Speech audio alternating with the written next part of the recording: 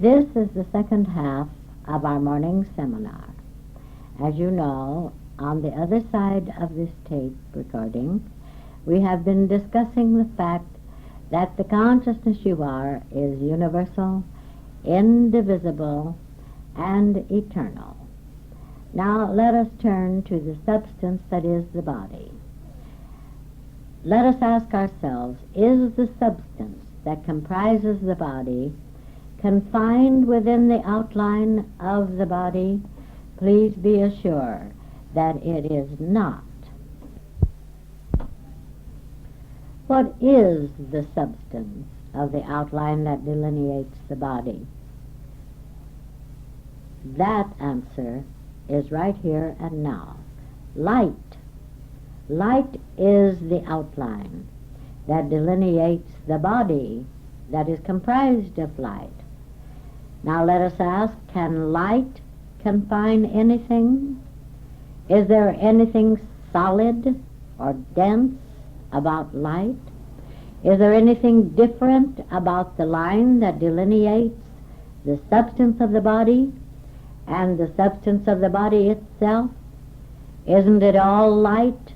And isn't light consciousness? And isn't consciousness spirit?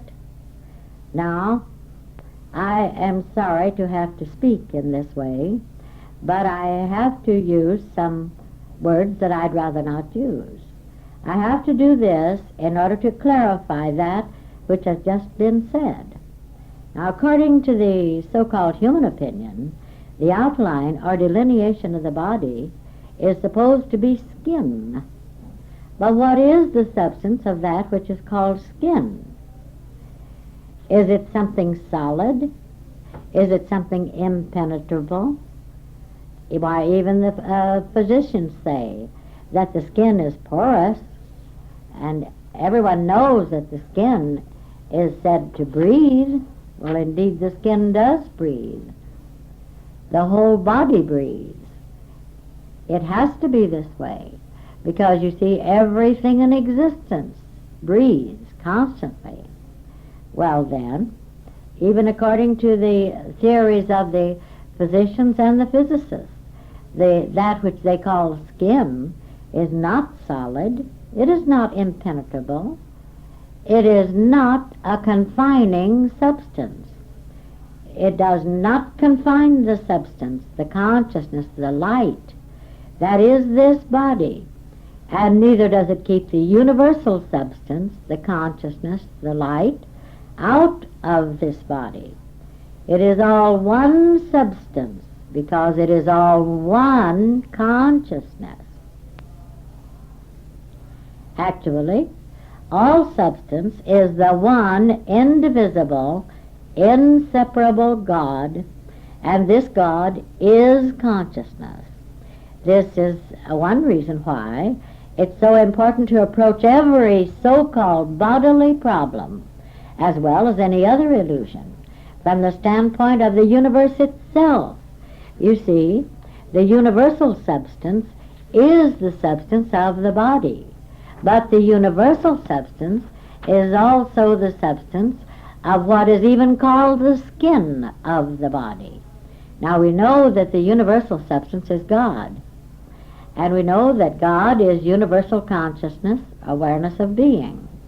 So the universal substance, as well as the substance of the body, has to be and is absolute conscious perfection, or, let us say, a universal awareness of being perfect. You see, your awareness of being perfect is really a universal awareness of being perfect. Your body's awareness of being perfect is a universal awareness of being perfect. Now, so often we're asked to describe the substance and the outline of the body made of consciousness or spirit. Well, actually, it is impossible to do this. It is very much like trying to describe a cube of ice or the outline of a cube of ice that is in a pitcher of water. The ice is exactly the same substance of the water. The delineation of the cube of ice is exactly the same substance as is the cube of ice the ice and the water itself. And you can look at this cube of ice and you can see that it actually is delineated. It does actually have form. But if you attempt to tell someone what this outline is, why then you have a great deal of difficulty.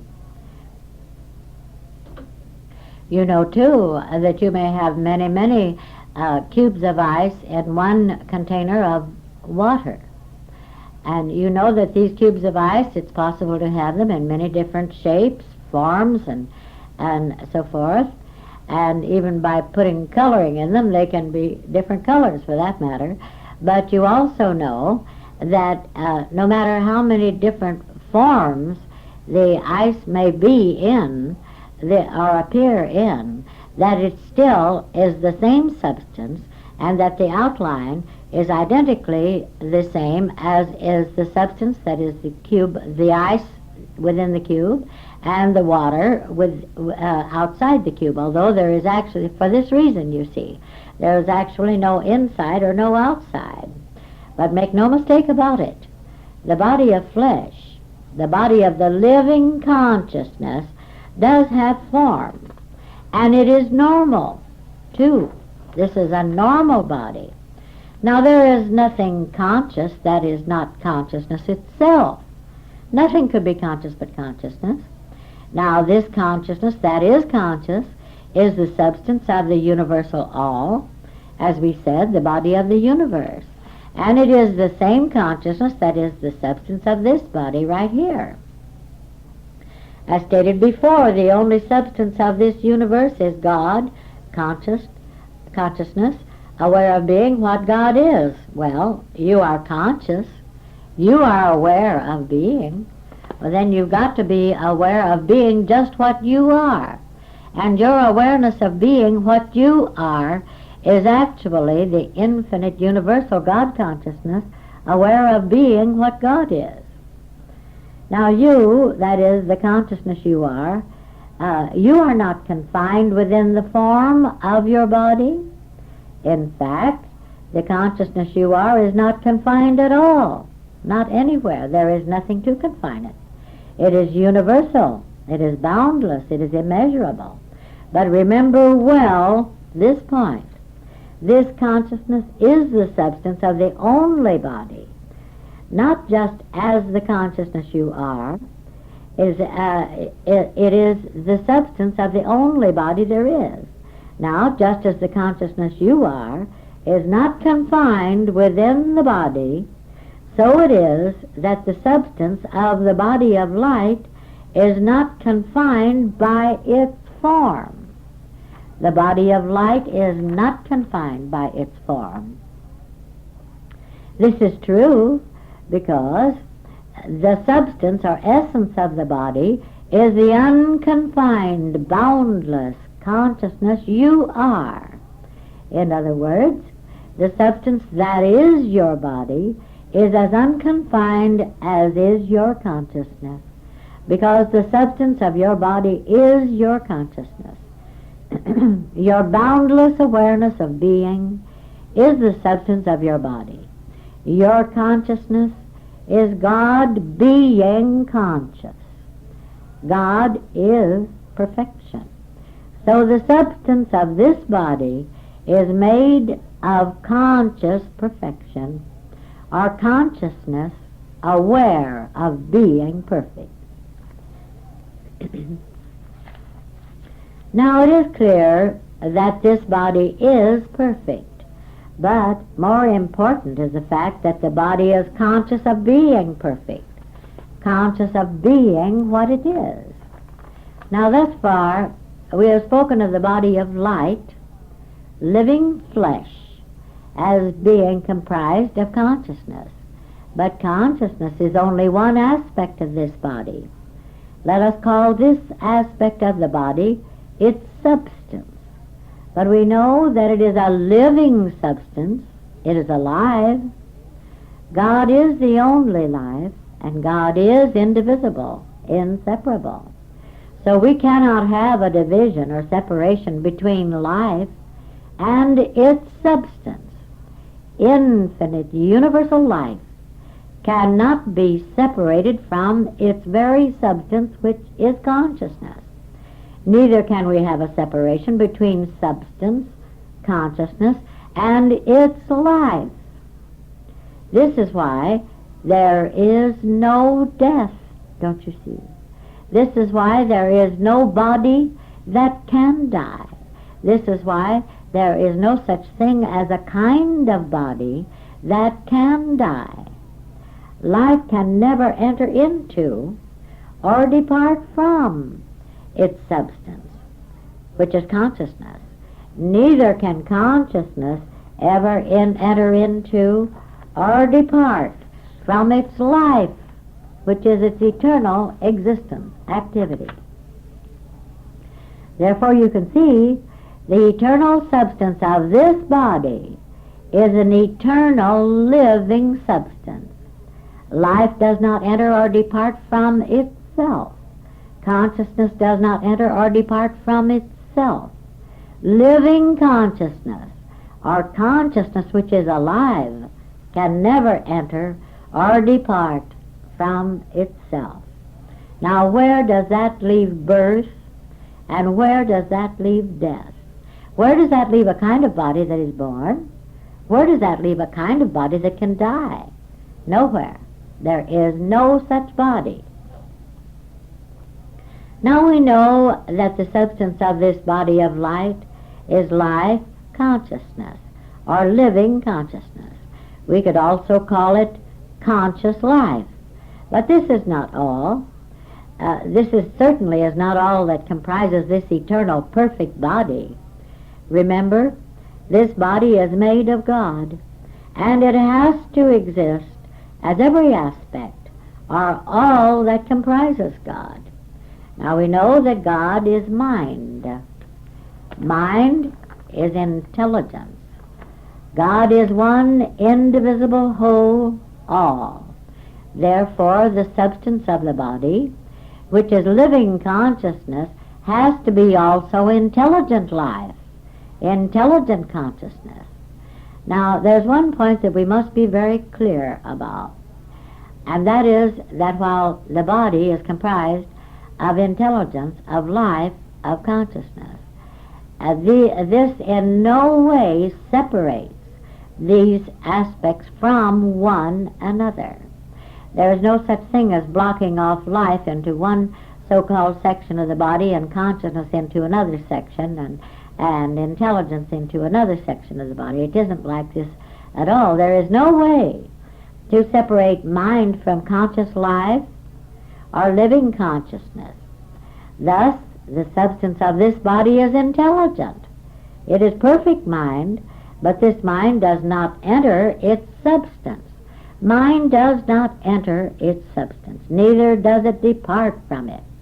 God, life, consciousness, intelligence cannot enter or depart from itself.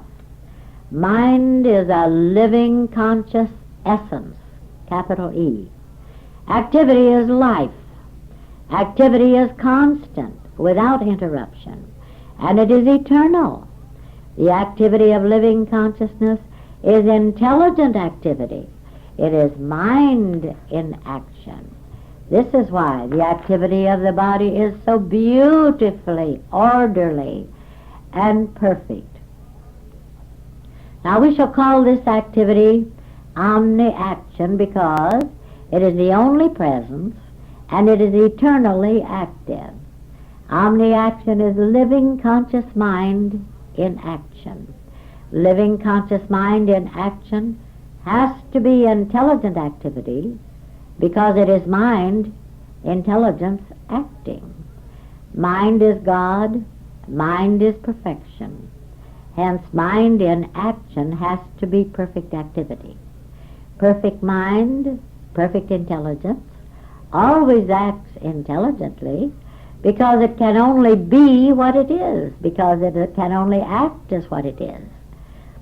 It can only act as the supreme universal intelligence that it is. Therefore, the activity of this body of light is perfect activity. It is beginningless and endless. Furthermore, it is changeless. Intelligence does not become unintelligent, and neither does intelligence become intelligent. In any case, intelligence remains the same. Now, the activity of mind does not begin to be perfect intelligent activity, nor does it ever cease to be perfect intelligent activity. This activity is the conscious life that is the body. I didn't say the conscious life that is in the body as though it were any different or other than the universal conscious life. No, this activity is the conscious life that comprises the body, the same as consciousness comprises it. Life is activity. If there were no activity, there would be no life. Perfect, intelligent, living consciousness is eternal. Now, how can this eternal, perfect, intelligent, living consciousness begin?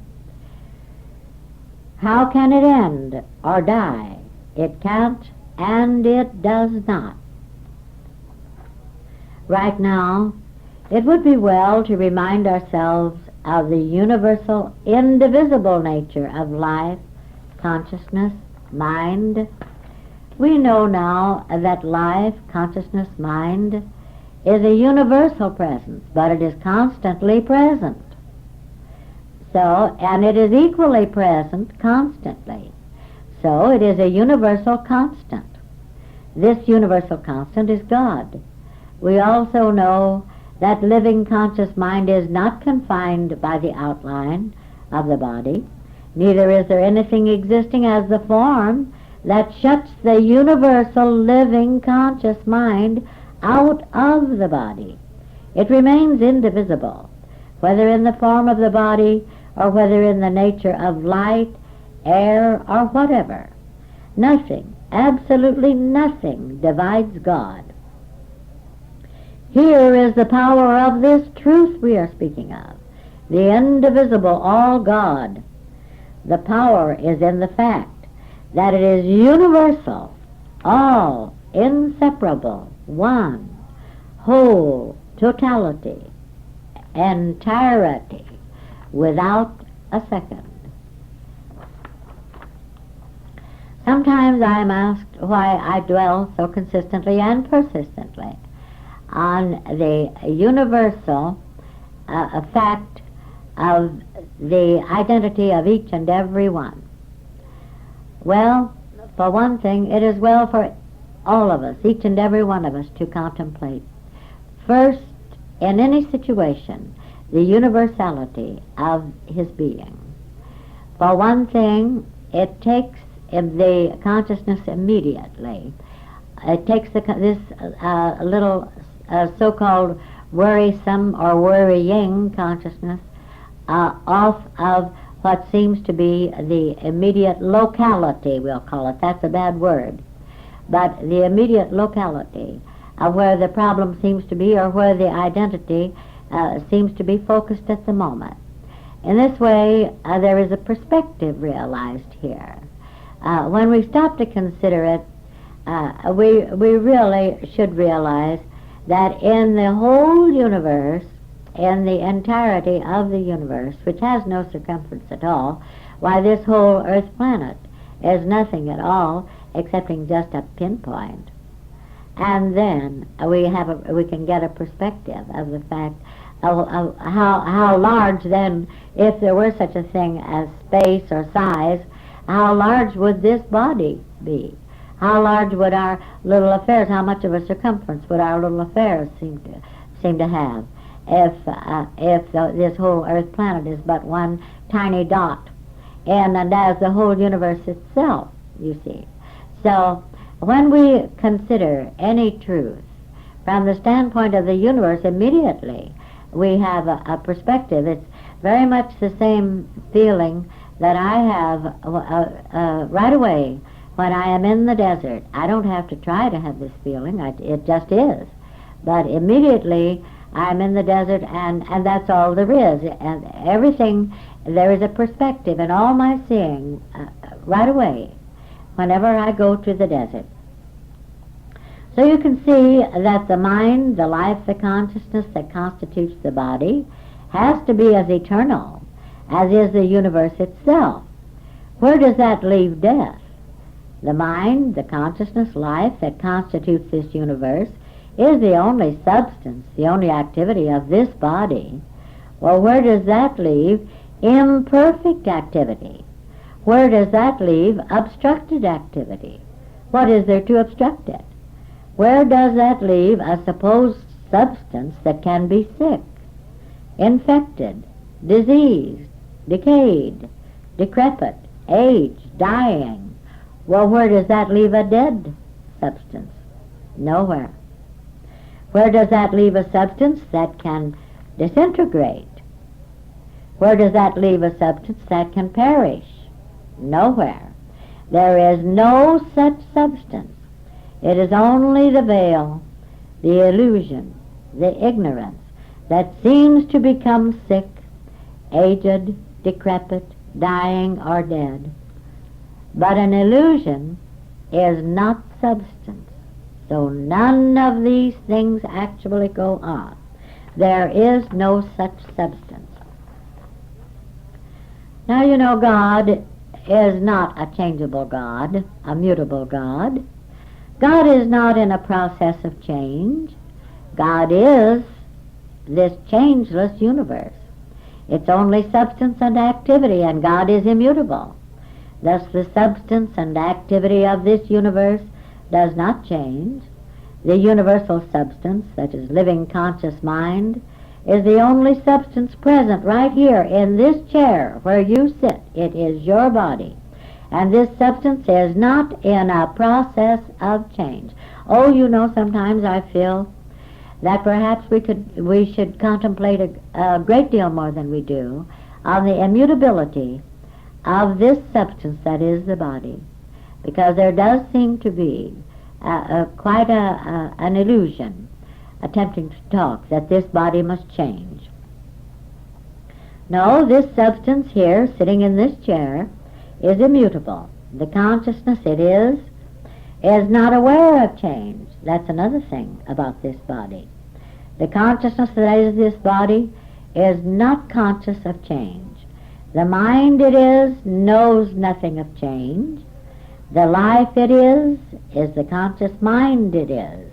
And thus the life this substance is can never change, can never know, can never be conscious of change. Not the slightest.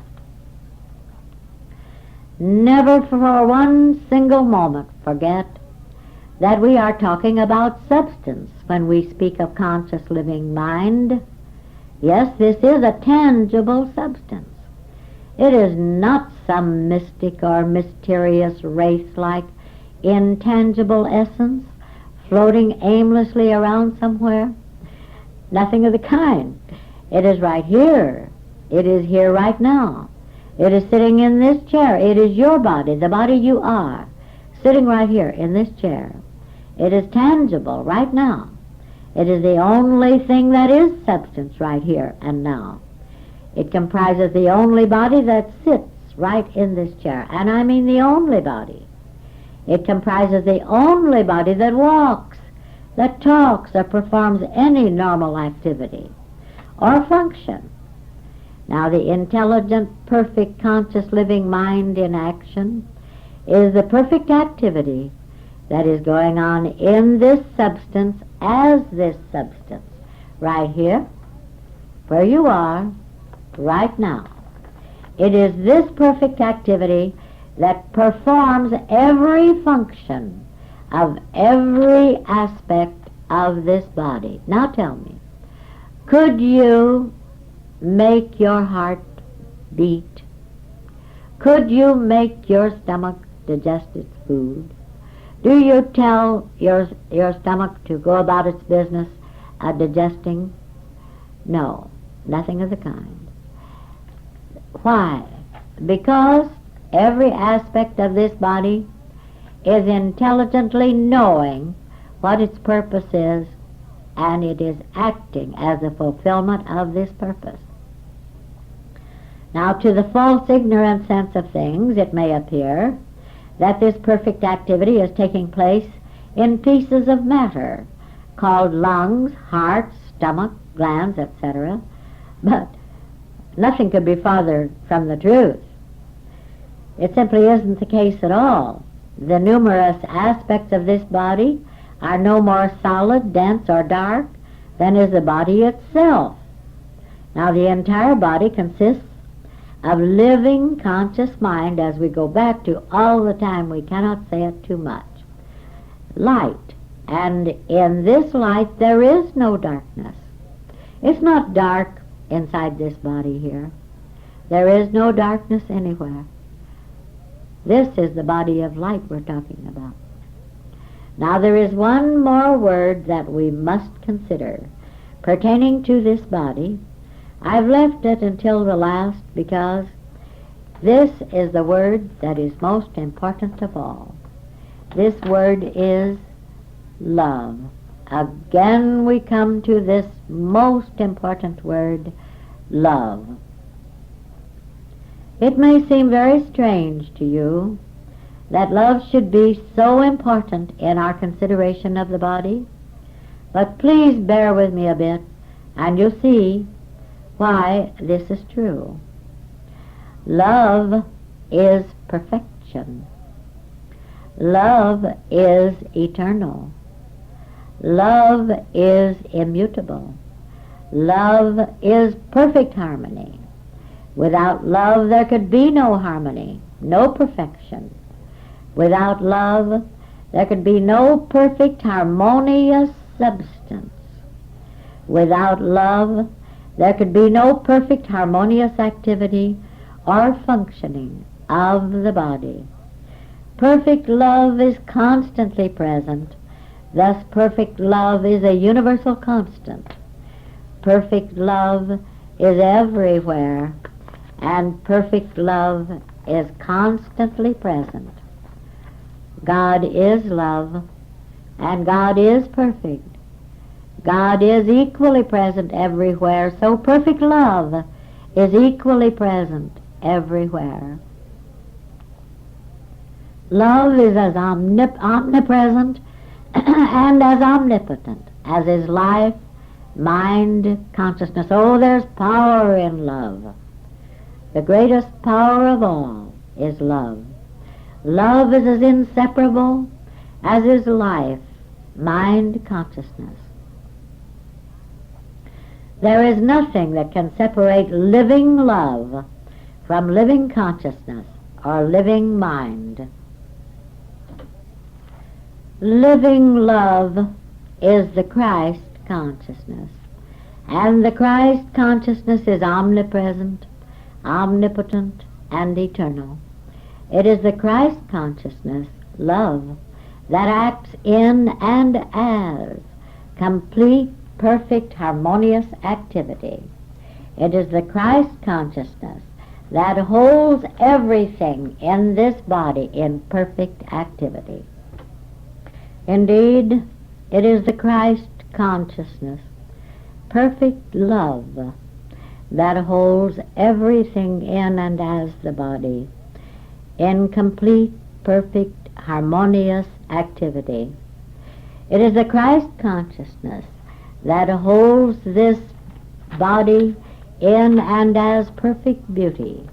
It is the Christ consciousness that holds this universe in perfect peace and harmony. No wonder Jesus could say, "Peace, be still," to the winds and waves, and they were still. They were perfectly peaceful. They were at peace.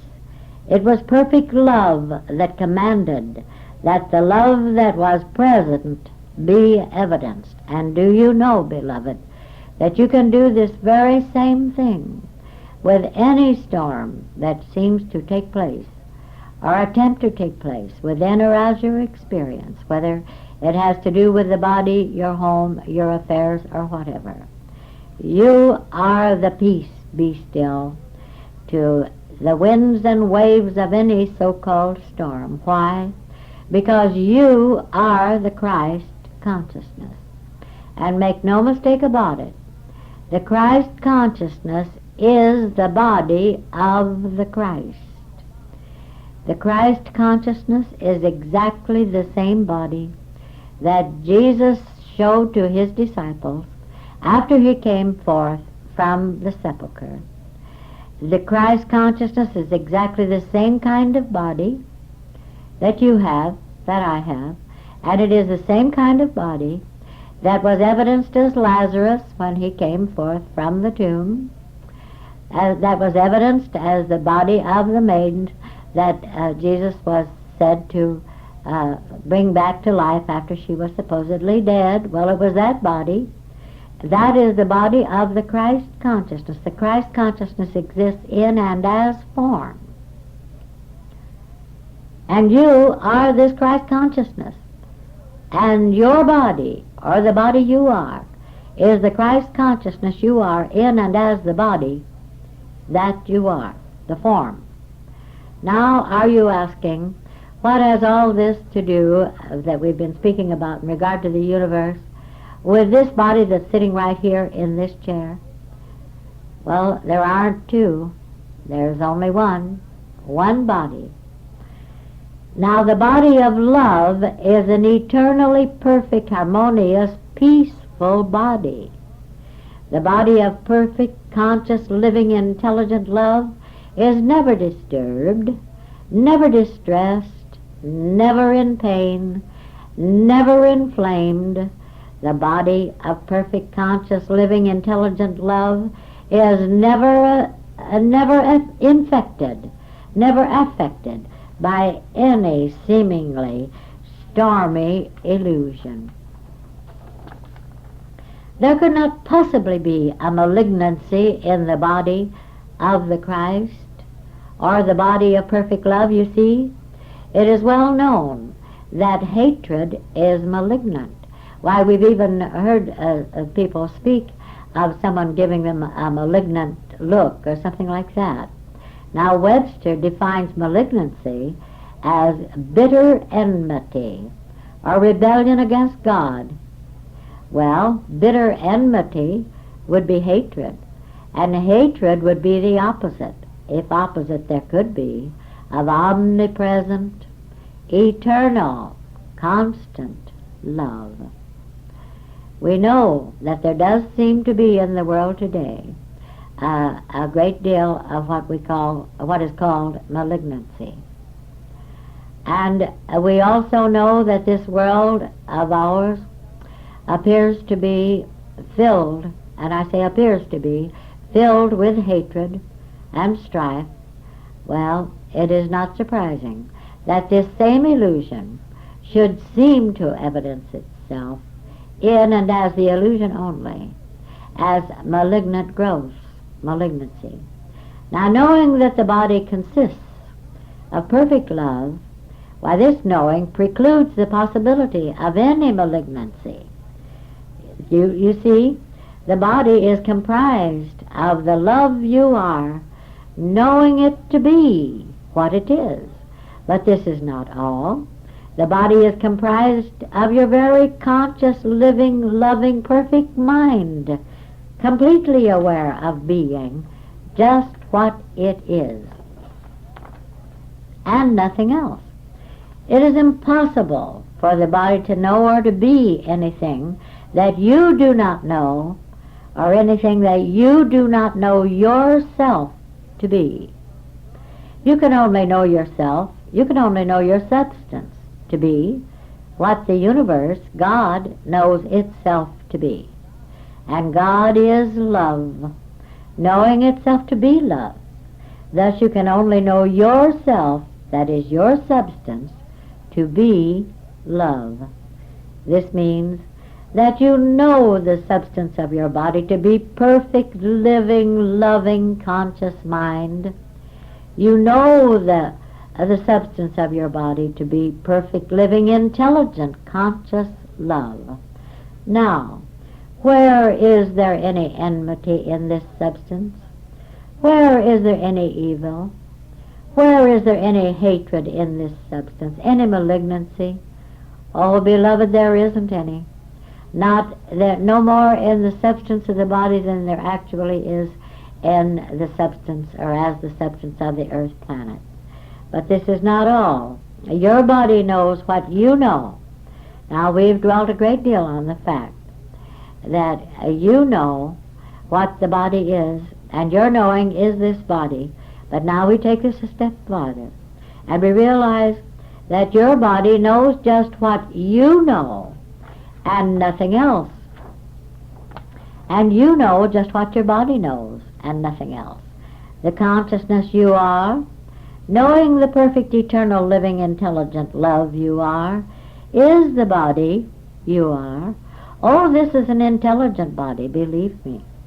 The body you are, knowing the perfect, eternal, living, intelligent love it is consciousness. It is the consciousness you are. There can be no malignancy, no hatred in the conscious love you are, being the body you are. There can be no malignancy, hatred, in the conscious love you are, being the consciousness you are. Now we have spoken of malignancy because there seems to be so much belief in and fear of this particular illusion. But you know, the truths we have just stated are the same truths and are equally true when stated about any abnormal situation or condition which could attempt to claim a location in or as your body. Oh, your body is its own immunity to any attack from any source. Actually, there is no source existing that can attack. If there should seem to be some abnormal activity of the body, it is always helpful for you to realize that love always acts peacefully. Love always acts intelligently, perfectly. And above all, it is well to realize that love always acts lovingly. Furthermore, you are the conscious love that is always acting lovingly, perfectly, peacefully, and intelligently. But this is not all. Your body is the conscious love and knows itself to be the conscious love that is always acting lovingly, perfectly, peacefully, and intelligently. This is the peace be still to every seeming storm of the body. Now, as you know, we have had much to say about the body, and we're having much more to say about the body during our evening sessions. But I wish to tell you why so much attention is being given to this subject of body. You'll recall that early in our morning sessions, we said that ultimately the appearance called death would have to disappear. Well, if the illusion called death is to be obliterated, the illusion about the body has to be obliterated, for it is this illusion, the body, that is supposed to die. It is well to realize that if death is an illusion, birth also is an illusion. This is something that we should consider quite frequently. In any event, the only way to be through with the illusion about the eternal body of light is to be enlightened. It is to know. It is to know what does exist here and now as this eternal, indestructible, imperishable body. You see, the enlightened conscious mind that knows what this body really is the very substance of this body. As we said before, what you know, the body knows, because the body is you, knowing what you are. You are the body, knowing what it is. Now this will conclude the discussion which pertains mainly to the body. There are other aspects of your experiences that should be clarified. So let us therefore explore some of these aspects. Now you know that the form, the outline of your body, does not constitute a circumference that encloses or confines the substance of the body. The outline of your body does not enclose or confine the conscious mind, intelligence, which is the substance and the activity of your body. Therefore you know that the very same intelligent consciousness that functions in and as your bodily activity is functioning as the entirety of your activity. This means that this perfect consciousness is functioning as the activity of your business, your home, your profession, your employment, or any other activity in which you may be engaged. Now, love is also important here. But you see, we do sometimes seem to make a mistake in imagining that the consciousness in action that we are functions in one way, in one area, confined within the body, but that this consciousness functions in another way, in another area that we would call our business or our homes. And actually, it is the same consciousness functioning in the same way, and it does not function in separated areas. You see, just as love is the power that maintains perfect order, balance, and harmony in, through, and as your body, so it is that this same love that maintains itself as perfect order, balance, and harmony in and as your home, your business, your affairs of every kind, any activity. Doesn't make any difference what your activity is. Your association with your friends, your so-called social life. It is this same love, that conscious love, that is maintaining itself in perfect order, balance, and harmony. And incidentally, this word balance is a wonderful word, and I hope very much that you will contemplate this word. There is balance everywhere and in all things. Someday I'm going to write a booklet just on this one word, balance, because it is of tremendous importance. But for just now, I would like you to just put this in your notebook as a question. What is balance? What is the spiritual significance of balance? Why is balance necessary? What is its purpose? Now, let's get back to our subject, though. Suppose, for instance, that you are in business, and between you and your business associates, there seems to be friction, animosity, or inharmony of any kind. Now, right here, love is of the utmost importance. How can there be friction, animosity, hatred, or inharmony in or as the love that you are? Well, look, isn't conscious, intelligent love present and active in, through, and as the entirety of your being and experience? Are you not your own experience? Isn't it true that your consciousness is your universe? Indeed so. No, you're not concerned with or responsible for whatever your associates or those that you may come in contact with, supposedly, may be saying. You're not concerned with or responsible for whatever they may be saying or how they may be acting, or we'd say feeling about you or about anything or anyone. But you are responsible, you know. You are responsible for maintaining your own consciousness as love itself. Oh, I don't know how many times during the day and night I have said, when some inharmonious thing seemed to occur with someone that I considered friend or perhaps used to consider enemy, what has this to do with me? What is that to me?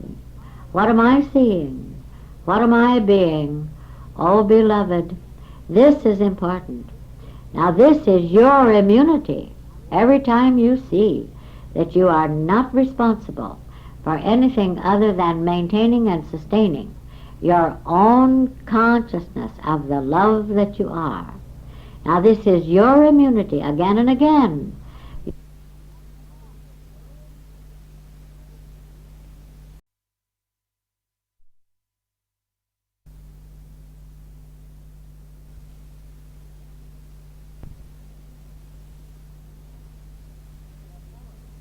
Also intelligent, and so you can't do this, you know.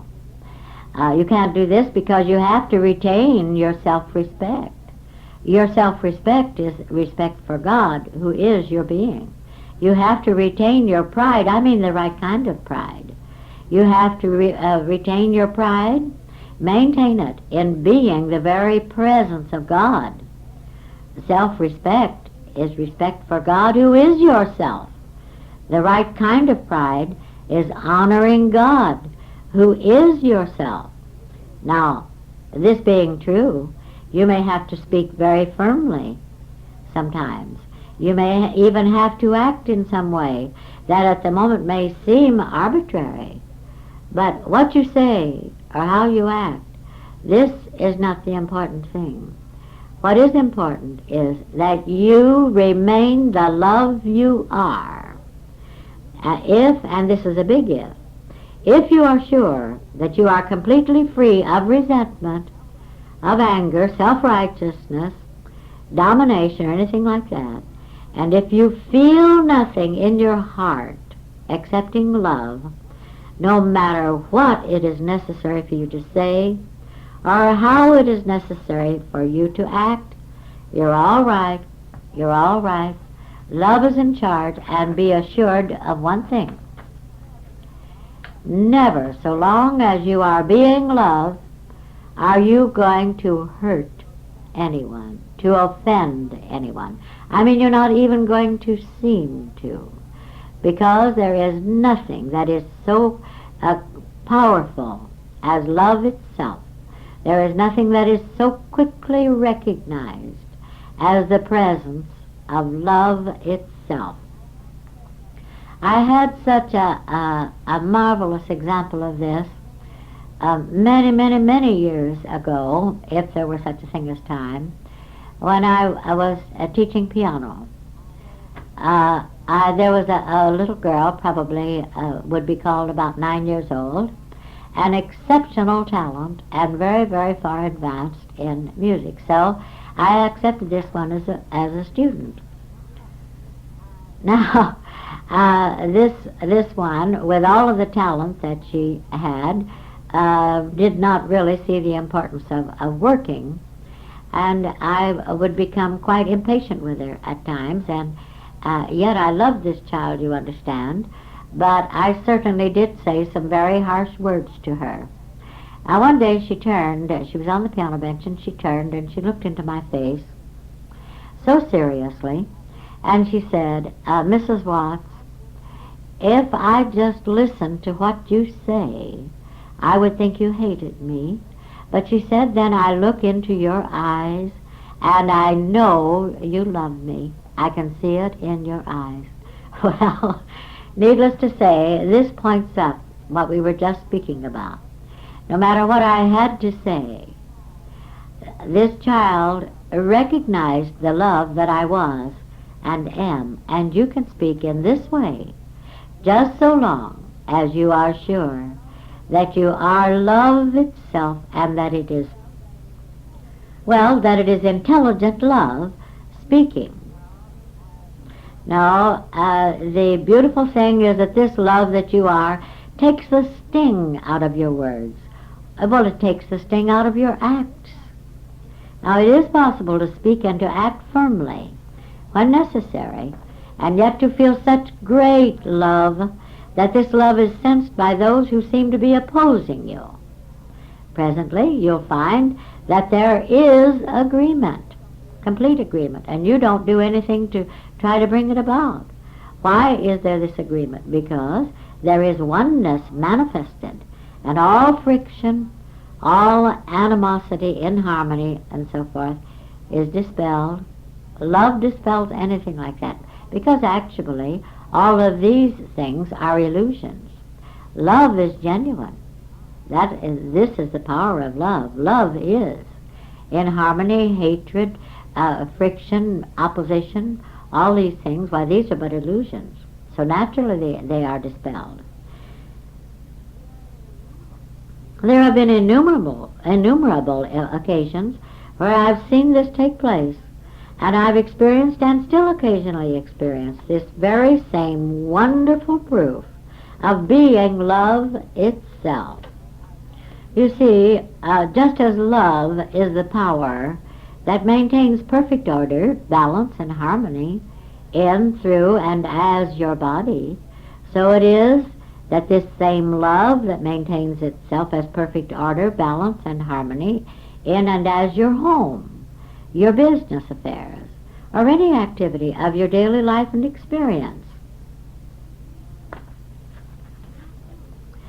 You too can experience this wonderful proof of the power of love with the function of intelligence and the dignity of the God identity. Oh yes, there is dignity in this, believe me. But there's something else that must be realized when any seeming inharmony appears with our business or professional associates. And this same truth applies to our friends, our so-called enemies, our neighbors, well, those we travel with, anyone. It is particularly true pertaining to our families or our so-called relatives. Perhaps those we call family or relatives present the greatest challenge to the love we are. Always there is this false sense of false responsibility, or the equally false sense that we have a right, through relationship, to try to interfere with their affairs, or that they imagine that they have a right to try to interfere with our affairs.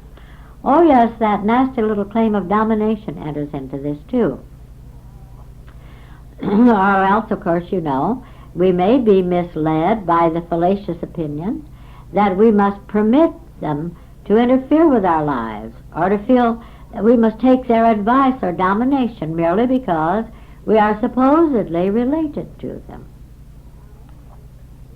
Now, any of this is completely wrong, because it is dualism. Wherever there is relationship, there is two-ness, there is dualism.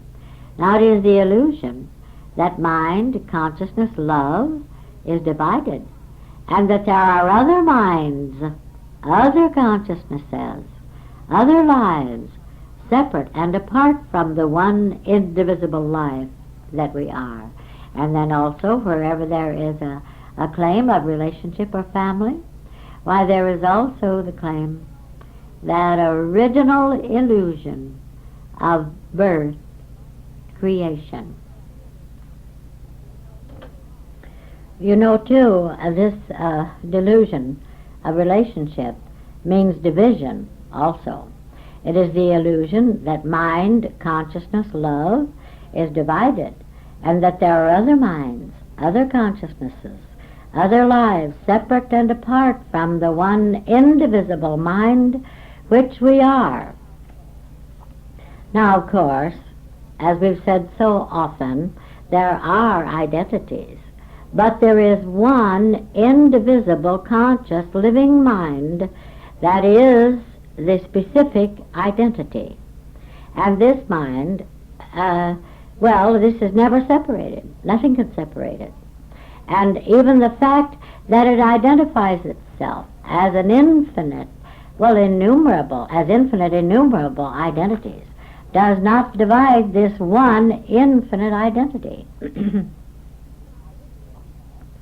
Now, this brings us to the basic fact that it is necessary to perceive in all our business activities, all our home activities, our social activities, and so on. We must perceive the oneness, the allness, the onlyness of the living, conscious, intelligent love, which is God. Oh, I cannot dwell too much with this word love, and beloved, neither can you. Neither can you. The love never misunderstands. This love never can misunderstand. It can never misunderstand itself, don't you see? Well, how can there be misunderstandings between identities when there is only one identity identified? Love can never misunderstand itself. Love is the infinite identity. Love can never argue with itself, criticize itself. Love can never be intolerant of itself. Love can never be hurt by itself. And love certainly cannot be spiteful or unloving to or with itself. And this is the living consciousness. This is the living intelligent love that comprises everyone you meet, everyone you know, everyone you work with, everyone in your home. It is all your consciousness, your own consciousness. Well, let's go back to 3 essential steps. Your consciousness is your universe. Now, you know, sometimes it does seem difficult for us to see how it is that there can be this indivisible oneness when there are innumerable identities. Now, the reason for this difficulty is the appearance of a body of matter, solidity. Yet anyone can realize that his consciousness is not confined within the body. And we, oh my goodness, we know that, for instance, in this very moment.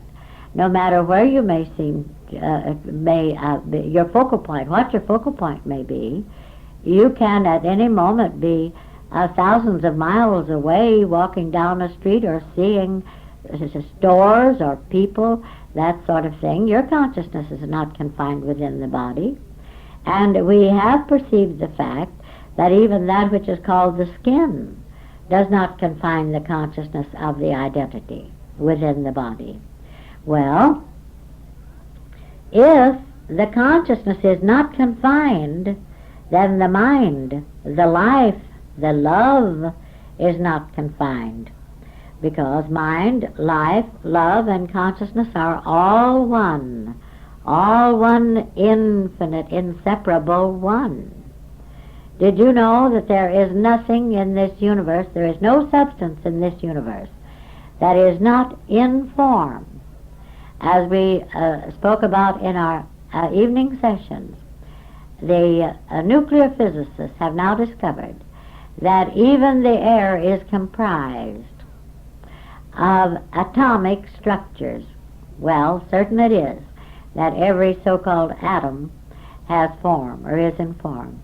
But when you realize that everything is in form, we've had very little understanding of what form actually is. But when you can see, you can't see any division in the air. The air isn't divided. Well, this is something that would be well for you to question about. And this is something that would be well for you to contemplate. It is true, we are all one infinite, inseparable one. Now this should help to clarify how it is that we need not be concerned about anyone who seems to be another. This goes right back to, what am I seeing? What am I being? There is no other. There is only the one, and you are that one. In every inharmonious situation where it seems there are others involved, it is essential to perceive that there are no others. There are no others. There cannot be, because there is no division in and as the universal consciousness that you are. There is no other mind that knows anything. There is no other life, even, that is alive. There is no other consciousness that is conscious. There is no other love that is loving. One more thing we should mention is the fact that because the only living conscious mind is omnipresent as each one of us, the one or ones that we call other know and is conscious of just what you know, just what we know, exactly the same truth you know. Well, exactly the same truth you are conscious of being. In other words, the love that you know yourself to be, the very one that you might consider to be another, knows himself to be this same love. He knows what you know. He has to know what you know because he is the same mind that you are. Now, here are some questions that it may be helpful for you to consider. What is an illusion? You know, that's a good one. That's one that I am asked virtually every day. Is there any substance in an illusion?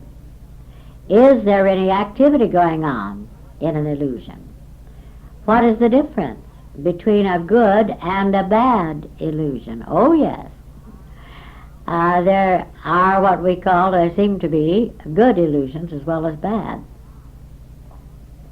Now, the most important of all questions in this regard is, who or what is deluded?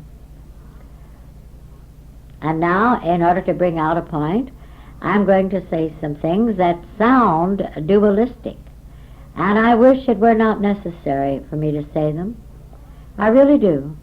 Now, we know that in the metaphysical field, there are some so-called healings. We also know that just through the simple, sincere prayers of Orthodox Church members or ministers, there are also some healings. Now, this is true of people of virtually every faith. But we also know that up to now, these so-called healings have been rather a hit-and-miss affair. Now let us honestly face ourselves, and let us see whatever should be perceived, in order that the evidence of omnipresent perfection be perceived. And we must perceive the evidence, and it must be perceived visibly in every situation. Now, there just isn't any use in avoiding this issue. There just isn't. Now, if the evidence of perfection is not simultaneous with our seeing, why isn't it? Just why isn't it? Now, of course, we know there isn't anything wrong with truth. Nobody will argue that point. On the contrary, truth is steady, constant. Truth is eternal, omnipresent perfection. Now, this is truth. Now, we say we know the truth. Well, if we really know the truth and know it all the way, we also know that the truth is infallible. Now, that's a good word, infallible. So, when it seems that the evidence of our knowing is not forthcoming, the truth has not failed. This we must realize at once. Well, then, who or what does fail then? Actually, no one. Nothing has failed, because never was there anything or anyone in need of healing. This we must be very clear on. But somehow, it would seem that we have not seen far enough. We haven't quite seen far enough to disperse all the duality, all the seeming division, all the seeming otherness. Now, somehow, the spurious picture of another or otherness still seems to be evident.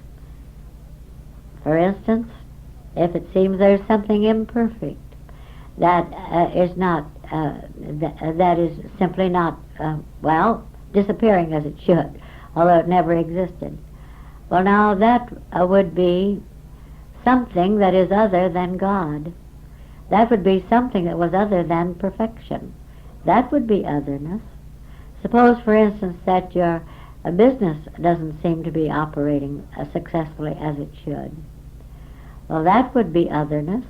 That would be the illusion that there is some activity going on other than the perfect, always completely successful activity, which is God, love, consciousness, well, what you are in action. No, it is never a failure to heal. There never is a failure to heal. For there never is anything in need of healing. It's always some duality seeming to lurk in our own consciousness that is not completely obliterated. And you remember, beloved, I said only seeming to lurk, duality seeming to lurk in our own consciousness. Now, if we appear to retain the slightest misconception of duality, we cannot be absolutely sure that we are beyond the, well, hit and miss activities of our friends, the metaphysicians, or the orthodox people. So our aim should not be healing. Our aim should always be the complete obliteration of all dualism. Only in this way can we speak the word, and it is done, as did Jesus. Now, of course, I know that it is no easy thing to be constantly free from duality. I should know it. I've been all along the rocky road, and it seems to me sometimes that I have stubbed my toe on every sharp rock along the way. But I also know that it is possible to feel that we are free from this tricky subversive, and it is subversive illusion, but actually there still seems to be some fragments of it lurking around. Oh, it's very subtle. Just about the moment when we're just so very sure that we are absolutely free of all otherness, division, dualism. Something will seem to crop up here that will certainly surprise us, and it will, because it will seem to be so dual. Now let us see, so that we can be more alert to this subtlety, let us see some of the ways in which this thing sneaks up on us. First of all, duality may appear as, well, someone other than the one indivisible, living, perfect consciousness that we are. It may then appear that this so-called other one has called and is in need of help or healing. Now, if we are alert, we'll instantly disperse the illusion that there is another one than the one inseparable omnipresence which we are. Immediately we disperse this illusion that there is another one which is other than the eternal perfection we know ourselves to be.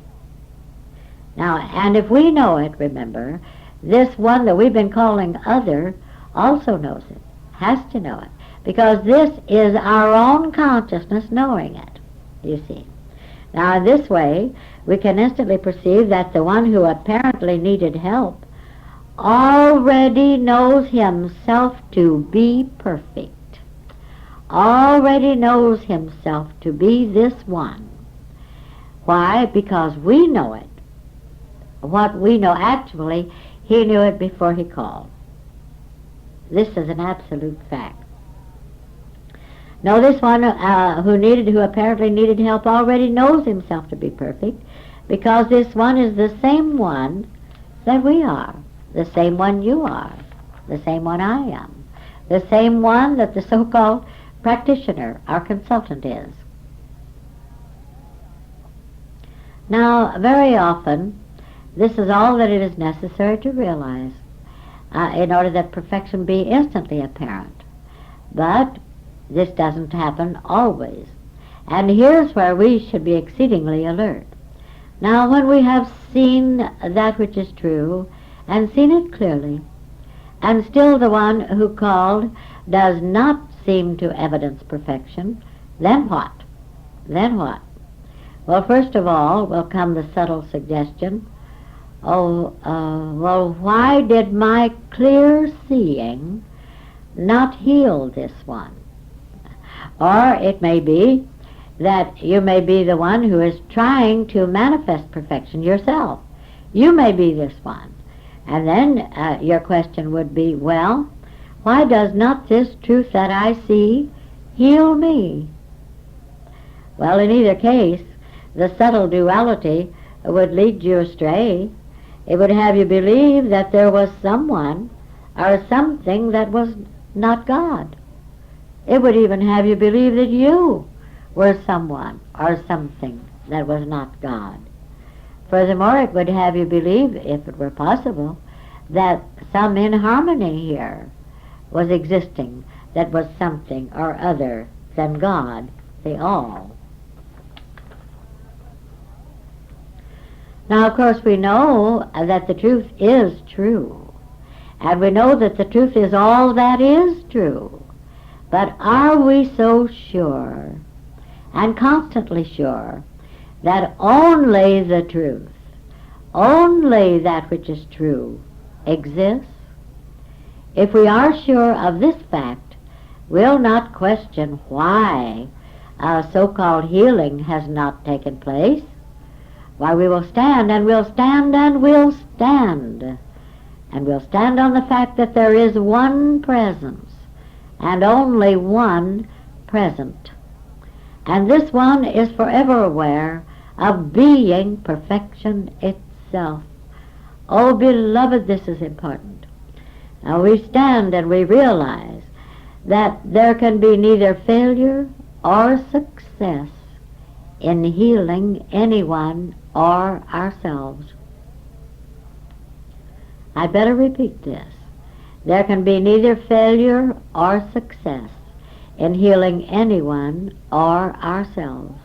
This is true because the only thing that can possibly take place is the perfection that does exist, manifested, evidenced, well, visible, experienceable, experienced. It is never enough to know that we alone know the truth. We must realize that everyone in existence, and particularly anyone who called for help, knows this very same truth. But even this is not quite enough. We must realize that everyone in existence knows himself to be the truth. He knows. In all our knowing, there is one important aspect that should never be overlooked. This aspect is the indivisibility, the inseparability of the one and only mind, consciousness, life, love. This is truth. The truth is this indivisible one. Every one of us is this truth. Every one in existence. Why, beloved one, even a grain of sand is this truth. The leaf of the tree, the heart of the rose, this is this truth. The truth is this indivisible one. Everyone is this truth. Everyone is this inseparable, living, perfect, conscious, loving mind, knowing what it is. You know, when Jesus said, I am the truth, he knew that he was universal consciousness itself. He knew that he was all that is true, anywhere, in or as this universe. What he was saying was actually, I am all that really exists. I am all that can ever exist or has ever existed. I am the truth. Jesus knew this. He knows it. Now, you know it too. This is the truth that makes us free. We have to be free. We don't have any choice other than to be free. Knowing this truth, and knowing that we are the one infinite, indivisible one, who is this truth, we have to be free. We have to be the truth we know. Really. This is true because the knowing is the being, and the being is the knowing. The being is the mind that is actively knowing. This is true. You know, when Jesus said, "Be thou whole," what he really meant was, be yourself. He meant, be thou wholly, completely aware that you are whole, that you are complete, eternal. Be thou completely aware that you are uninterrupted, indivisible, living, conscious, perfect, loving mind, knowing what you are. Now, there can be no duality in truth. Truth is not dual. There is no such thing as a dualistic truth. This cannot be, because you see, truth is the indivisible universe itself, which is God. That which is true is one whole, indivisible, inseparable one. And of course, this one is God. Now, that which is true is not subject to change. That which is true is not subject to beginning or ending. That anything, everything that is true is an eternal truth. This is another way of saying everything that is true is eternally true. Everything that is true is an infinite truth. This is another way of saying everything that is true is infinitely true. Now, perfection is really true. Then perfection is an eternal, infinite truth. Eternal life is really true. It's the only true life there is, because it's the only life there is. Eternal life is really true, so eternal life is truth. Universal, indivisible mind, consciousness, is really true. So, universal conscious mind is truth. Now, do you begin to perceive more what truth really is? This is why you can say, I am the truth. For you know that you are universal conscious mind. Well, this is truth. In infinite impersonal love, love really is true. So infinite perfect love is truth. Of course, you know what we are saying here is that eternal, perfect, indivisible, living, conscious, intelligent love is really true. So this is truth, and you are this truth. If a thing is not true, not real, it has no existence at all, for only that which is true exists. This is why we can say, God is the truth, for God alone exists. This is also why we can say, I am the truth. This is why Jesus could say, I am the truth. And this is why Jesus can say today, I am the truth. That which is true is that which I am. Anything that is really true is always true. Nothing that is true ever stops being true or is interrupted in being true. Anything that is true never becomes true. It never changes from being true to being untrue. That which is truth is never true by degrees. There are no degrees or qualifications in anything that is true. That which is true is never partially true. That which is truth is always true, and it is eternally, completely true. The truth has to be completely true in order to be true at all. You see, truth is completeness. Completeness is a vital truth. This is why you are so complete. You are the truth that is complete. Now, you are the truth that is completely, wholly true. Thus, you are the whole, of truth. You are the entirety of truth.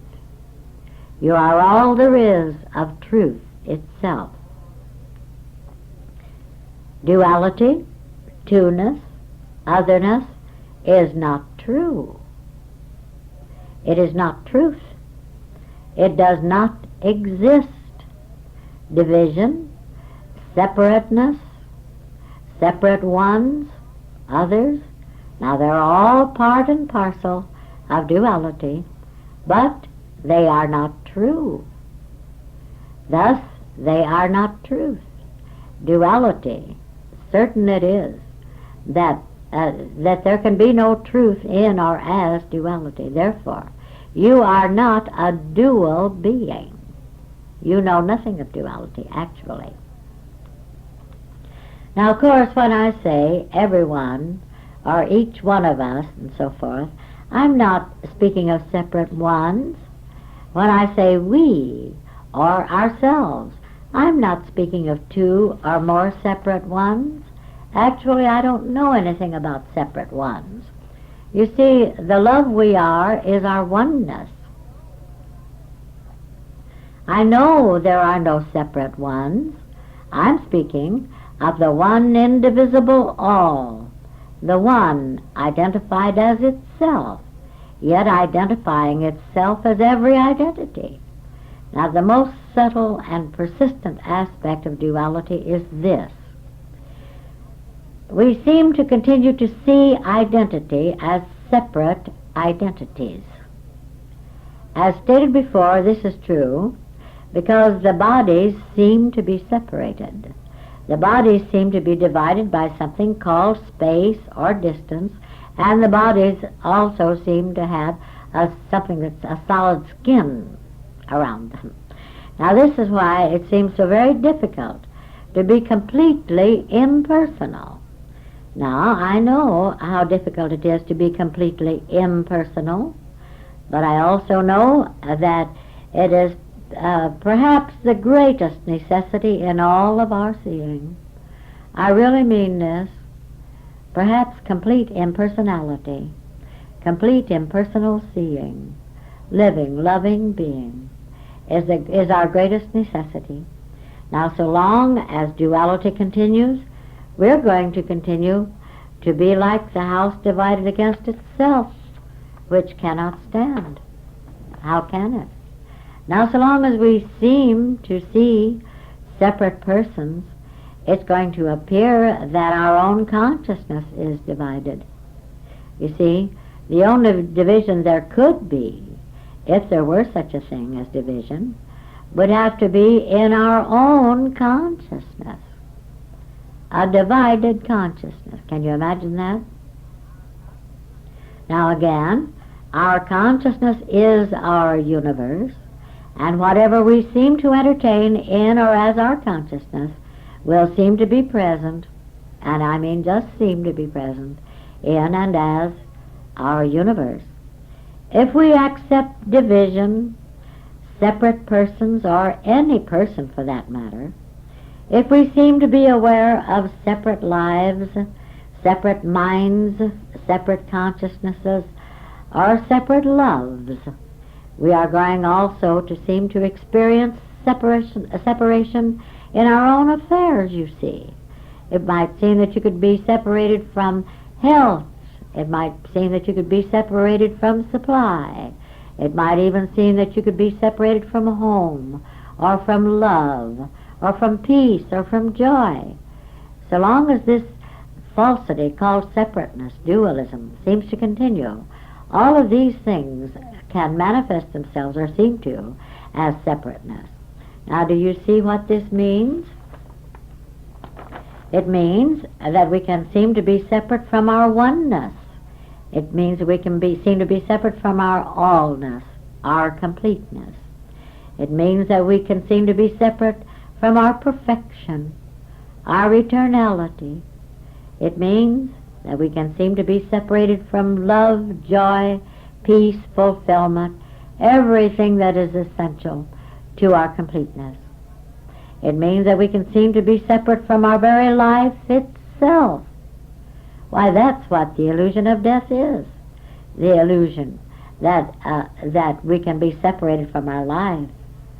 It means that we can seem to be separated from our love, our consciousness. It means that we can seem to be separated from our intelligence even. All of this we must realize, because it is imperative for us to be completely free from duality. Now, if we're not free from all dualism, it does not help very much to go around saying, God is all is God. Of course, God is all, and all is God, but God is indivisible, and this means that all is indivisible. All is one inseparable one, and there is no other. Now, I cannot give you a method for the realization of being the one inseparable one, but I can tell you a way that has been most helpful in my own experience and in the experience of many students of the ultimate. Now, when this way was first revealed, it seemed that I was subject to and under attack and hatred from many sources. It seemed that untruths were being told about the ultimate and about me, and some of these untruths were being spoken or written by some of those who were supposedly very high or enlightened workers in the spiritual field. At first I was shocked, and then resentment tried to creep in, but I'll tell you, it did not get in. I knew better. I knew better than that. Now, one of the first facts I knew was that it was not my concern. It was not my concern if there were those who appeared to unjustly and dishonestly make attacks. That was their concern. All that was my concern was, what am I seeing? What am I being? Again and again I have said, as I said before, what is that to me? Now, all of this was good and right, and it did enable me to be immune and invulnerable. And this immunity and this invulnerability still remains. But this was not enough. I discovered, much to my surprise, that I was actually seeming to see others who were separated from the consciousness that I am, and that they were attempting, I was imagining, that these so-called others were attempting to attack me. Now I ask you, was this unselfed love? Would this duality help those so-called others? Indeed not. It is never enough to just immunize yourself from so-called evil. This in itself is duality. It's as though you were someone other than the ones who seem to be attacking you. It is absolutely essential, because you are infinite love, to see everyone as the very same life, love, consciousness, intelligence that you are. This is what Jesus meant when he said, love your enemies, bless them that curse you. I can say to you that if you perceive the infinite, indivisible love that is the one inseparable identity, you will find that you have no enemies. Actually, you come to the point where you are grateful for the so-called enemies who made it imperative that you see, Father, the truth that love is all, and that there is no separate one who can hate or who wants to attack. But this same truth is true in every situation where it seems that others or another is involved.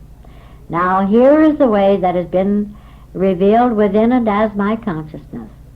Immediately when someone comes or is brought to my attention, I forget this one as a person. I am aware of only one identity, one universal, living, loving, perfect identity. I am that, this one is that, there is no other. Thus endeth all seeming otherness, Thus endeth any illusion that I can be under any kind of an attack, or that I could seem to be hurt or offended in any way. This is the way it is, beloved. This is the way you are. Hold with this, and above all, please, oh please, remember always that you are infinite, inseparable, indivisible, eternal love, and none other. Thus we come to the end of our morning seminar.